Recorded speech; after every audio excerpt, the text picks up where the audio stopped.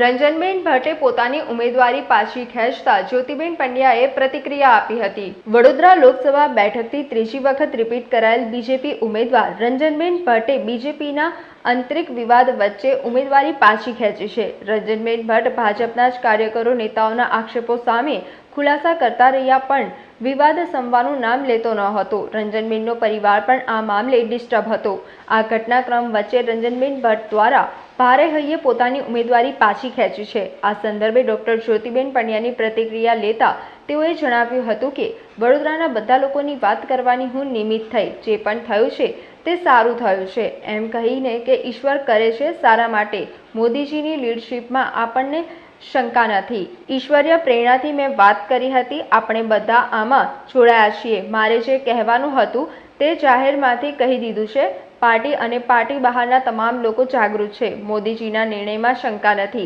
આજે જે ઘટનાક્રમ થયો છે તેમાં મારે નકારાત્મક વાત કરવાને બદલે હકારાત્મક વાત કરવી છે। આમાં વડોદરાનું હિત રહ્યું છે। વડોદરાના હિતમાં થતું હોય તેમાં મારું ઈગો લાવવાનું મન થતું નથી। હરિ કરે સારા માટે આ બધું હરિ કરે છે।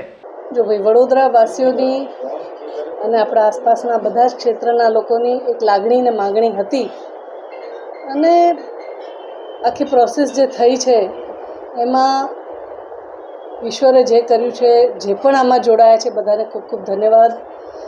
સાથે સાથે હું એમ કહીશ કે નરેન્દ્રભાઈ મોદીજીની લીડરશિપમાં ડાઉટ નથી અને જે પણ નિર્ણય લેવાય છે એ યોગ્ય અને સમજ વિચારથી લેવાયો છે। આ બધાએ નિર્ણય જ્યાંથી પણ લેવાય છે બધાને ધન્યવાદ કરીશ અને સાથે સાથે વડોદરાને એક સારું વિકસિત બનાવવા માટે બધા જ સાથે જોડાઈશું। અને એવું કહેવાય છે ને કે people they get the leadership which they really deserve it. So Vadodara deserves really good leadership અને આપણે બધા સાથે રહીને આવનારા સમયમાં સારું કામ કરીશું આપણા શહેર માટે। અને એવું કહેવાય છે કે ભાઈ લોકશાહીનો મજબૂત સ્તંભ એ મીડિયા પણ છે, જ્યુડિશિયરી પણ છે અને સંવિધાનની અંદર એના દાયરામાં રહીને પોતાના અધિકાર અને પોતાના કર્તવ્યનું પાલન કરતા નાગરિકો પણ છે। તો આપણે બધા નાગરિકો સારા નાગરિકો થઈશું અને બધું જ સારું થશે। પ્રભુને ધન્યવાદ। ઈશ્વર જે કરે છે બધું સારું કરે છે। આ નિર્ણય જે લેવાયો છે ખૂબ જાગૃત લોકો અને ખૂબ મજબૂત લીડરશિપ દ્વારા લેવાયો છે। ભલે બેન ના કહેતા હોય પણ હું કહીશ કે ખરેખર આ નિર્ણય સમજી વિચારીને લેવાયેલો છે અને બધાને વંદન ધન્યવાદ કરું છું બધાને।